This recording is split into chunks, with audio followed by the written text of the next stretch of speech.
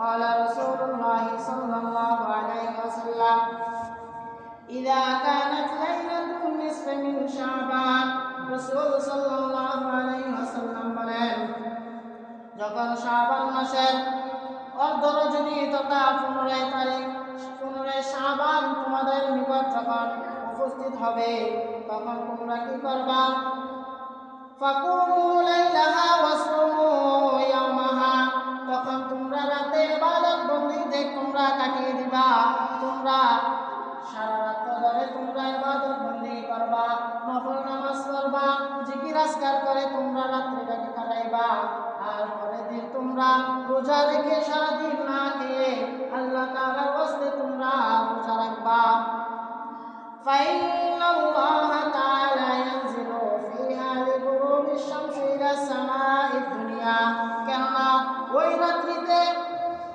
যখন সন্ধ্যাবেলায় যখন সূর্য ডুবে যায় পশ্চিম দিক থেকে যখন সূর্য ডুবে যায় ডুবে যাওয়ার পর সন্ধ্যা হওয়ার সঙ্গে সঙ্গে আল্লাহ তাআলা দুনিয়ার আসমানের ভিতরে অবতীর্ণ হয় দুনিয়ার আসমানের ভিতরে আসিয়া আল্লাহ তাআলা মানুষদেরকে উদ্দেশ্য করে ডাকতে থাকে আলা আলা মান ইস্তাগফিরুন ফাগফিরলা হে পাপীগণ এমন পাপী তোমরা আছো কেউ আমার কাছে ক্ষমা চাইবা আমি আল্লাহ তাআলা তোমার জিন্দেগীর গুনাহটা মাফ করে দেব তোমাদের মধ্যে কোন পাপী আছো যে তোমরা পাপ করে নিজেদের নফসটাকে তোমরা ক্ষতিগ্রস্ত করে ফেলেছো নিজেদের নফসটাকে তোমরা একেবারে ক্ষতিগ্রস্ত করে ফেলেছো অন্ধকার করে ফেলেছো নিজেদের উপর তোমরা জুলুম করে ফেলেছো আসো আমার কাছে মাফ চাও আমি তোমাদের জিন্দেগীর গুনাহটা মাফ করে দিব আর আল্লাহ তাআলা বলতেছেন তোমাদের মধ্যে কেউ কি আছে রিজিকের অভাব যার আছে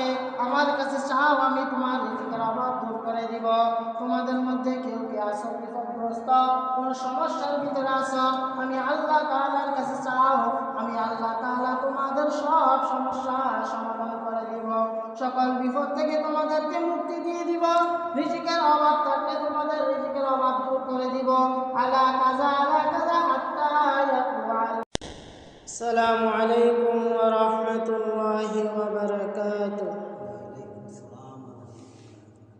الحمد لله نحمده ونستعينه ونستغفره ونعوذ بالله من شرور أنفسنا من يهده الله فلا مضل له ومن يضلل فلا هادي له ونشهد أن لا إله إلا الله وحده لا شريك له وأن محمدًا عبده ورسوله الذي أرسله الله تعالى بالحق بشيرا ونذيرا وداعيا إلى الله بإذنه وسراجا منيرا أما بعد فأعوذ بالله من الشيطان الرجيم بسم الله الرحمن الرحيم يا أيها الناس إنا خلقناكم من ذكر وأنثى وجعلناكم شعوبا وقبائل لتعارفوا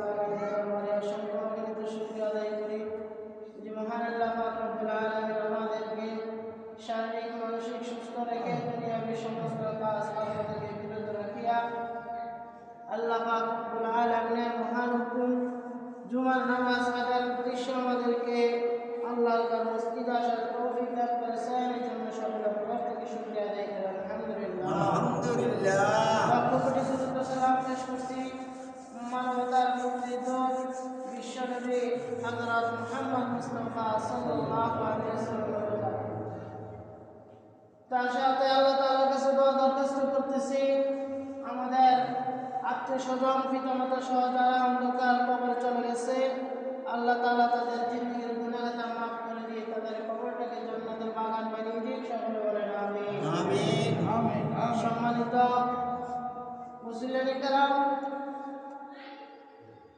আজকে শাবান মাসের 1 তারিখ, আরবি শাবান মাসের আজকে 1 তারিখ এবং আজকে প্রথম খুতবা, শাবান মাসের প্রথম খুতবা। আজকের এই খুতবার ভিতরে শাবান মাসের গুরুত্ব সম্পর্কে, তার ফজিলত সম্পর্কে এবং কিছু আমল সম্পর্কে আলোচনা করা হয়েছে। আমরা সকলে ধৈর্যের সাথে কথাগুলো শোনার তৌফিক দান করুন। সকলে বলেন আমিন আমিন। শাবান মাস আমরা জানি সকলেই, আমাদের মুসলিম জাতির যে সমস্ত আমলগুলো আছে, যে সমস্ত ইবাদতগুলো আছে, এগুলো আরবি মাসের সাথে সম্পৃক্ত। মৌসুমি কিছু আমল রয়েছে যে আমলগুলো ওই সময় করা লাগে। তো সে অনুযায়ী শাবান মাসটা একটা গুরুত্বপূর্ণ কি মাস। আল্লাহ তাআলার কাছে 4টা মাস সবচেয়ে কি দামি। 4টা মাসের ভিতরে একটা হচ্ছে রজব মাস, আর জিলকদ, জিলহজ এবং রমজান মাস। এই 4টা মাস সবচাইতে দামি, কিন্তু এই 4 মাসের ভিতরে শাবান মাসটা নাই। কিন্তু এই শাবান মাসের মর্যাদা আল্লাহ তাআলা ওই 4টা মাসের চাইতে এটার মর্যাদা ভিন্ন। এবং কি এই শাবান মাসের অর্ধ রজনীতে আল্লাহ তাআলা এমন একটা রাত্র রাখছে, যে রাত্রি আমরা বাংলাদেশে শবে বরাত হিসেবে উদযাপন করে থাকি। ওই রাত্রিটা এত গুরুত্বপূর্ণ, ওই রাত্রিতে আল্লাহ তাআলার কাছে কোনো বান্দা যদি কিছু চায়, আল্লাহ তাআলা তাকে তা দিয়ে দেবে। এই মাসটা হচ্ছে শাবান মাস। রাসূল সাল্লাল্লাহু আলাইহি ওয়াসাল্লাম যখন শাবান মাস আসতেন, তখন এত বেশি রোজা রাখতেন, এত বেশি নফল ইবাদতের ভিতরে মগ্ন হয়ে যেতেন। আয়েশা রাদিয়াল্লাহু তাআলা বলেন, অন্য মাসের ভিতরে রাসূলকে এত রোজা রাখতে, নফল রোজা রাখতে, এত নফল ইবাদত করতে আমি দেখি নাই। রাসূল সাল্লাল্লাহু আলাইহি ওয়াসাল্লাম বলেছেন, এই শাবান মাসটা রমজান মাসের আগের মাস, তারপরে কি আমাদের রমজান মাস। এই মাসটা শেষ হলে তারপরে যখন নতুন চাঁদ উঠবে, আমাদের সেই মেহমান, সে রমজান মাস আমাদের ভাগ্য খোলার মাস, আমাদের জন্য সৌভাগ্য, সেই মাস আমাদের জন্য অপেক্ষা অতি নিকটে। তাহলে এই শাবান মাসের পরের মাস হচ্ছে রমজান। এই রমজান মাসের প্রস্তুতি, পূর্ব প্রস্তুতি এই শাবান মাসে নেওয়া। এই জন্য বেশি বেশি রোজা রেখে রাসূল সাল্লাল্লাহু আলাইহি সাল্লাম রমজানের প্রস্তুতি গ্রহণ করতেন। তো আল্লাহ পাক রব্বুল আলামিন আমাদেরকে এই মাসের গুরুত্ব বুঝে এই মাসের কদর করার তৌফিক দান করুক। সকলে বলেন আমিন। খুতবার ভিতরে আমি একটি আয়াত তেলাওয়াত করেছি। আল্লাহ পাক রব্বুল আলামিন বলেন যে, হে দুনিয়ার মানুষেরা, হে দুনিয়ার ইনসান জাতি, মানুষ, তোমাদেরকে আমি 2টা শ্রেণীতে কি করছি, সৃষ্টি করেছি। একটা হচ্ছে নারী, আর একটা হচ্ছে কি পুরুষ। قال الله تعالى يا أيها الناس إنا خلقناكم من ذكر وأنثى وجعلناكم شعوبا وقبائل لتعارفوا إن أكرمكم عند الله أتقاكم। আল্লাহ পাক রব্বুল আলামিন এই আয়াতের ভিতরে সকল মানব জাতিকে উদ্দেশ্য করে আল্লাহ তাআলা বলতেছেন, ইয়া আইয়ুহান নাস, হে মানব সম্প্রদায়, হে ইনসান জাতি, হে মানুষ জাতি, ইন্না খালাকনাকুম মিন যাকারিন ওয়া উনসা, আমি আল্লাহ তাআলা তোমাদেরকে সৃষ্টি করেছি, আমি আল্লাহ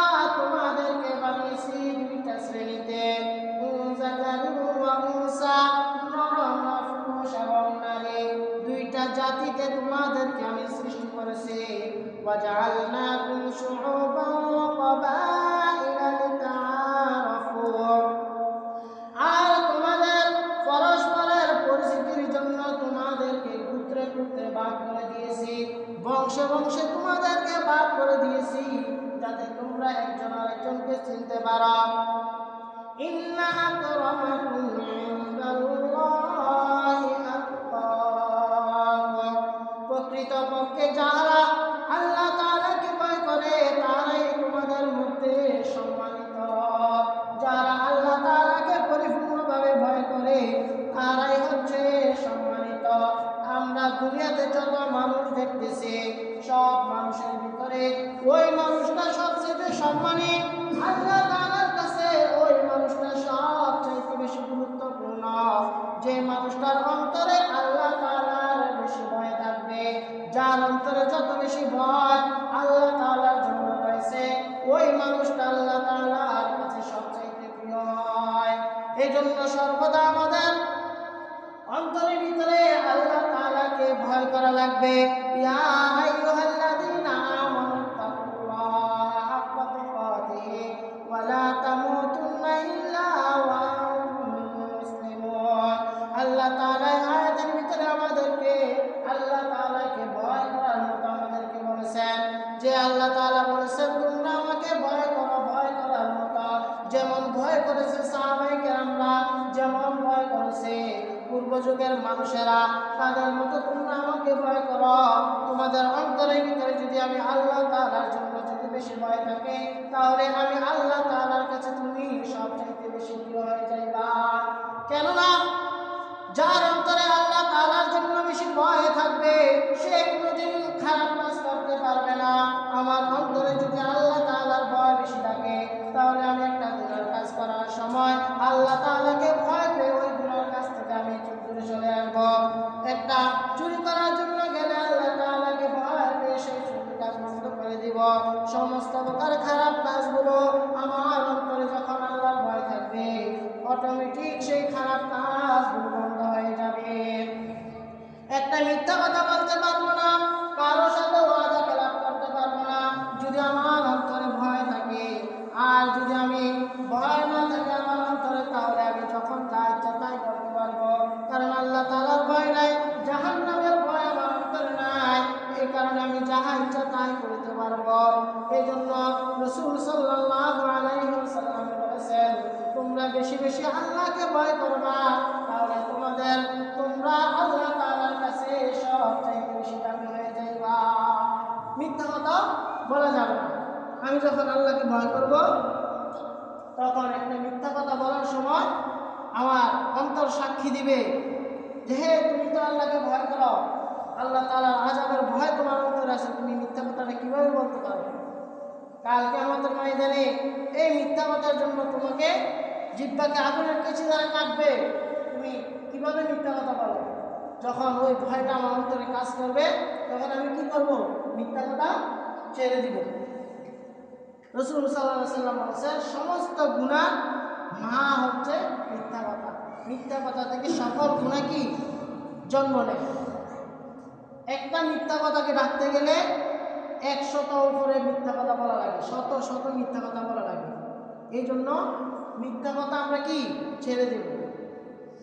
قال رسول الله صلى الله عليه وسلم آية المنافقون ثلاثة إذا حدث كذب وإذا وعد أخلف وإذا أؤتمن خان وإن صام وصلى وزعم أنه مسلمون।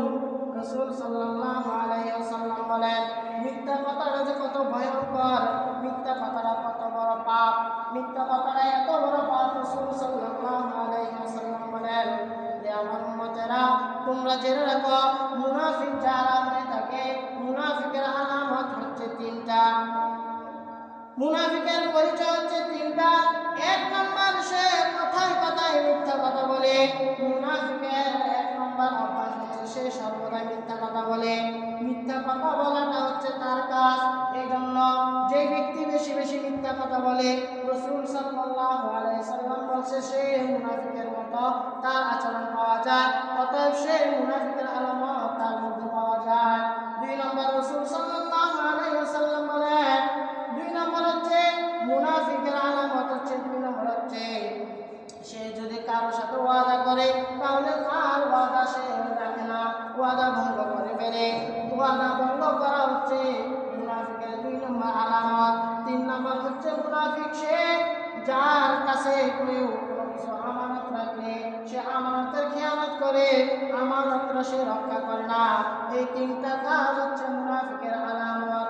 আর যার কাছে তোমরা এই 3টা কাজ দেখবা তোমরা মনে করবা সে একজন মুনাফিক, সে একজন মুনাফিক। মুনাফিকের আলামত এই 3টা।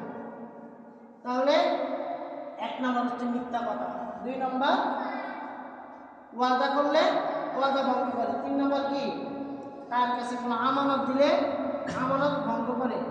তাহলে 3টা আলামত হচ্ছে মুনাফিকের। আমরা এই আলামতগুলো থেকে বেঁচে থাকবো ইনশাআল্লাহ। রাসূল সাল্লাল্লাহু আলাইহি সাল্লাম আসরের নামাজের পর একদিন সাহাবায়ে কেরামদেরকে নিয়ে একটা পাহাড়ের উপরে বসে জান্নাত জাহান্নামের আলোচনা করতেছে। ইতিমধ্যে হঠাৎ করে সমস্ত সাহাবায়ে কেরামরা এবং রাসূল নিজেও একটা ভিন্ন রকমের একটা আওয়াজ শুনলেন, কানে বাড়ি গেলেন। সাহাবায়ে কেরামরা জিজ্ঞাসা করলেন, ইয়া রাসূলুল্লাহ, এই যে অপরিচিত একটা আওয়াজ, সেটা কিসের আওয়াজ? আমরা তো বুঝতে পারলাম না। তখন রাসূল সাল্লাল্লাহু আলাইহি সাল্লাম চক্ষু বন্ধ করলেন। বন্ধ করার পরে যে কথাটা বলছেন সেটা শুনলে আশ্চর্য হয়ে গেলেন সাহাবায়ে কেরামরা। রাসূল সাল্লাল্লাহু আলাইহি ওয়াসাল্লাম সাহাবায়ে কেরামদেরকে যখন এই কথাটা বললেন, সাহাবায়ে কেরামরা হতভম্ব হয়ে গেলেন। রাসূল সাল্লাল্লাহু আলাইহি ওয়াসাল্লাম বলেন, ও আমার সাহাবায়ে কেরামরা, সাহাবায়ে কেরামরা যখন রাসূলকে প্রশ্ন করছেন তখন রাসূল সাল্লাল্লাহু আলাইহি ওয়াসাল্লাম চক্ষু দুটো বন্ধ করলেন। বন্ধ করার পর চক্ষুটা খুলে সাহাবায়ে কেরামদেরকে বললেন, ও আমার সাহাবায়ে কেরামরা, যেদিন থেকে আল্লাহ তাআলা জাহান্নামকে তৈরি করেছেন, যেই দিন আল্লাহ তাআলা জাহান্নামকে তৈরি করেছেন, সেই দিনে আল্লাহ তাআলা জাহান্নামের উপর থেকে একটা পাথর ছেড়ে দিলেন। এই পাথরটা আজকে কোটি কোটি বছর পরে আজকে জাহান্নামের তলদেশে গিয়ে পড়লো। ওই যে বড় পাথরটা পড়ছে, সেই পাথর পড়ার শব্দটা এখন তোমরা শুনতে পাইলা। সাহাবায়ে কেরামরা প্রশ্ন করলেন, ইয়া রাসূলুল্লাহ, ওই পাথরটার গায়ের ওজন কেমন? রাসূল সাল্লাল্লাহু আলাইহি সাল্লাম বলেছেন, ও আমার সাহাবায়ে কেরামরা, ওই পাথরটা যে এত ভারী, দুনিয়ার জমিনের উপরে যদি পাথরটাকে রেখে দেওয়া হয় তাহলে ওই পাথরের বারে জমিনটা কিছু দেবে যাইবে।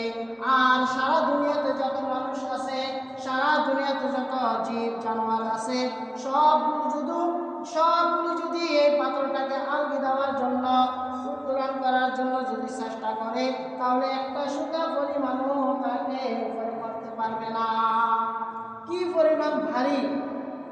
যে জিনিসটা যত ভারী হয় তার পরের গতিটাও তত বেশি হয়। তখন তো সাহাবায়ে কেরামরা অবাক হয়ে গেলেন যে জাহান্নাম এত গভীর।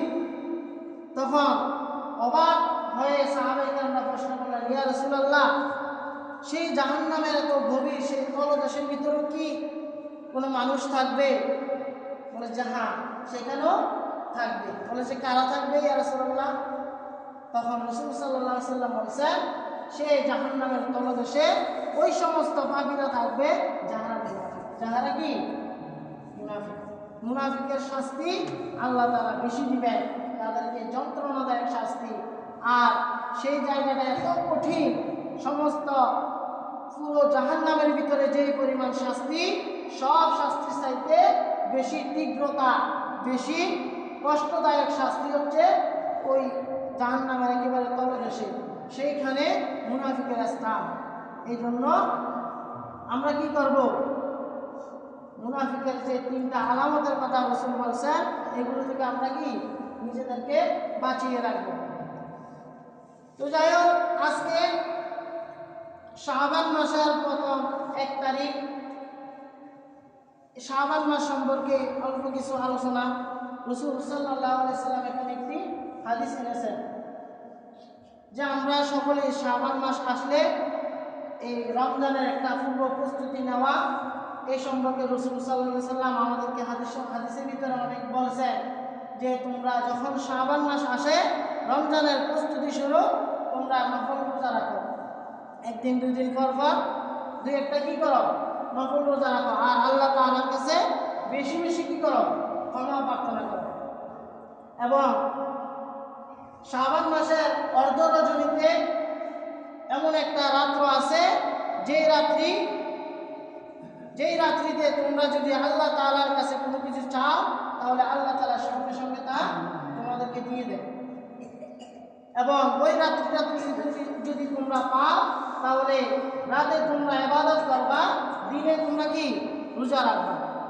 قال رسول الله صلى الله عليه وسلم إذا كانت ليلة النصف من شعبان রাসূল সাল্লাল্লাহু আলাইহি ওয়াসাল্লাম বলেন, যখন শাবান মাসের অর্ধ রজনী তথা 15 তারিখ 15 শাবান তোমাদের নিকট যখন উপস্থিত হবে তখন তোমরা কি করবা, ফাকুমু লাইলাহা ওয়াসুমু ইয়াওমাহা, তখন তোমরা রাতে ইবাদত বন্দেগীতে তোমরা কাটিয়ে দিবা, তোমরা সারা রাত ধরে তোমরা ইবাদত বন্দেগী করবা, নফল নামাজ পড়বা, জিকির আজকার করে তোমরা রাত্রিটাকে কাটাইবা, আর পরের দিন তোমরা রোজা রেখে সারাদিন না খেয়ে আল্লাহ তাআলার ওয়াস্তে তোমরা রোজা রাখবা।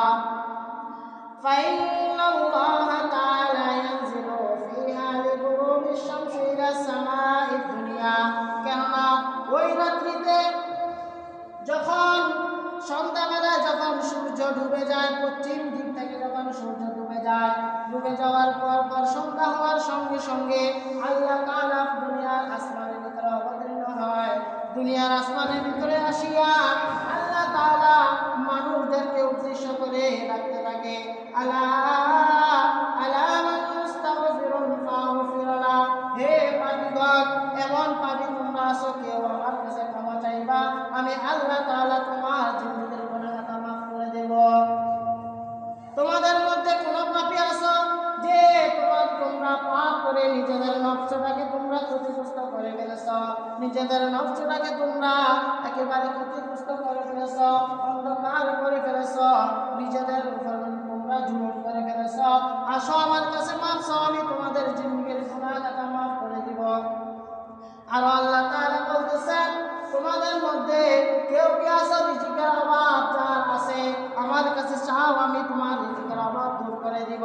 তোমাদের মধ্যে কেউ কি আছো বিপদগ্রস্ত, কোন সমস্যার ভিতরে আছো, আমি আল্লাহ তাআলার কাছে চাও, আমি আল্লাহ তাআলা তোমাদের সব সমস্যার সমাধান করে দিব, সকল বিপদ থেকে তোমাদেরকে মুক্তি দিয়ে দিব, রিজিকের অভাব থাকলে তোমাদের রিজিকের অভাব দূর করে দিব।